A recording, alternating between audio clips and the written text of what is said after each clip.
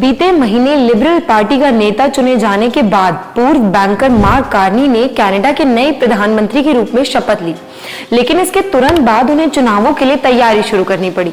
नमस्कार, मेरा नाम साक्षी दुबे है और आप देख रहे हैं व्यू वन न्यूज। जनवरी में पूर्व प्रधानमंत्री जस्टिन ट्रूडो ने लिबरल पार्टी के नेता पद से इस्तीफा दिया था। इसके बाद से ही कनाडा में कई नेता मतदान कराने की मांग कर रहे थे, लेकिन अमेरिकी राष्ट्रपति डोनाल्ड ट्रंप के कनाडा पर लगाए गए टैरिफ और ट्रेड वॉर के बाद जल्द चुनाव करवाना कनाडा के लिए मुमकिन नहीं था। लेकिन अब कनाडा में 28 अप्रैल को वोटिंग होनी है।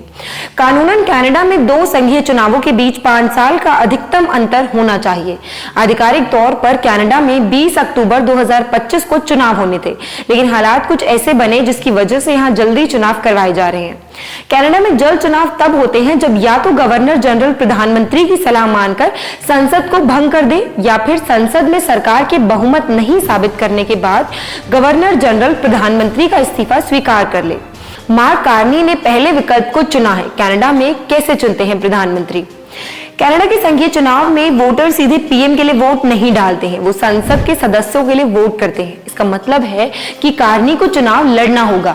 वही नेता विपक्ष पियरे पोलिवियरे भी चुनाव में होंगे। वहीं न्यू डेमोक्रेटिक पार्टी के नेता जगमीत सिंह को भी चुनाव लड़ना होगा। एक सवाल यह है कि कौन से दल चुनाव में अपने कैंडिडेट्स उतार सकती है। कनाडा के इस बार के चुनाव में 4 मुख्य दल हिस्सा ले रहे हैं। इनमें लिबरल्स, कंजर्वेटिव, न्यू डेमोक्रेटिक और ब्लॉक क्यूबेकॉइज शामिल है। लिबरल पार्टी 2015 से सत्ता में है, तब जस्टिन ट्रूडो पीएम चुने गए थे। जब संसद को भंग किया गया उस वक्त लिबरल पार्टी के पास 153 सीटें थी। वहीं कंजर्वेटिव पार्टी 120 सीटों के साथ मुख्य विपक्षी दल बनी हुई थी। ब्लॉक क्यूबेकॉइज 33 सीटों के साथ संसद में तीसरी बड़ी पार्टी थी और एनडीपी के हिस्से में 24 सीटें थी। ग्रीन पार्टी को बीते चुनाव में केवल 2 सीटों पर जीत मिली थी। ओपिनियन पोल्स में पहले कंजर्वेटिव पार्टी को बढ़त मिलती हुई दिखाई दे रही थी, लेकिन ट्रूडो के इस्तीफे के देने के बाद ओपिनियन पोल्स में दोनों दलों यानी लिबरल्स और कंजर्वेटिव के नंबर्स में खास अंतर दिखाई नहीं दे रहा है।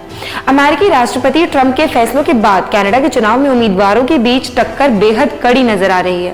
अप्रैल के मध्य में नेशनल पोल्स में लिबरल्स को मामूली बढ़त मिलती हुई दिखाई दी। आज के लिए बस इतना ही। ऐसी तमाम बड़ी खबरों के लिए देखते रहिए व्यू वन।